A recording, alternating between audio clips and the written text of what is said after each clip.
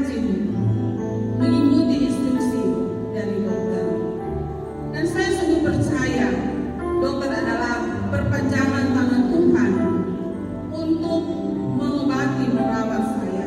Saya 2 kali dioperasi. Pertama biopsi untuk mendiagnosa bahwa apa yang saya alami saat ini, dan ketika hasil biopsi mengatakan saya ada kanker payudara.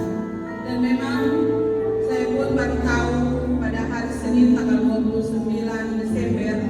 Memang saya tidak mau tahu di stadium berapa saya pada saat ini. Tetapi ketika banyak orang yang bertanya, Bu, stadium berapa? Saya bilang,